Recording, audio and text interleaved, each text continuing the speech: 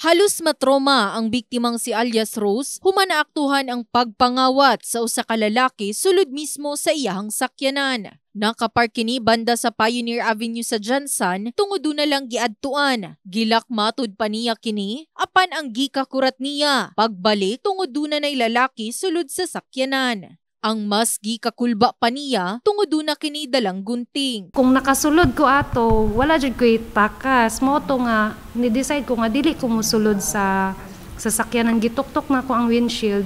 Nagsige na kog syagit kay para makakuha kog attention sa tao kay dako ba siya, wala ko kabalo kung unsa iyang kaya himuon. Moto sige kog syagit sa parking. Anaa usab sa 50,000 pesos ang nakuha sa sospek. Hinuon na recover dayon kini. Pagtuo pa niya una-una nga dunay diferensya sa pangutok ang lalaki. Ako medyo concerned pud ko siya kay abi lagi na kog basig ko may something sa isip niya. Namang ko isa ka concern pud nga naggiakbayan siya ba nga nagpakilala nga pulis pud siguro disguise lang ba para dili siya mo lakaw or sa nag-inform siya sa ako nga duha na sila before mi niya gibiyan siya duha na sila ma'am nakamotor ang isa ni hawa pag syagit na daw nako siguro nakakuan ba nga daghan nagtao. Depensa pa sa sospek wala matud pa siya'y gihilabtan nga kwarta. Wala ko nagkuha kwarta bawal na. Pero nganong gisulod kini mo sa sakyanan?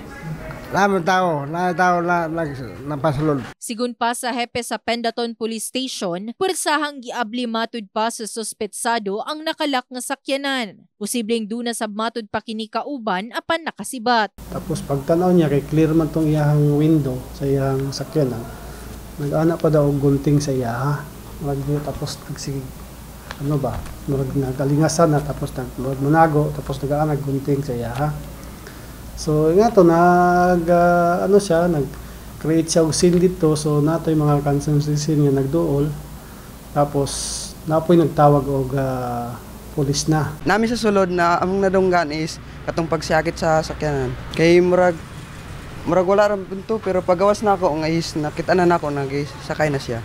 Pursigido ang biktima nga magpasaka og kasong robbery ngadto sa dinakpan. In the heart of changing lives kini si Liza Labajo, Brigada News.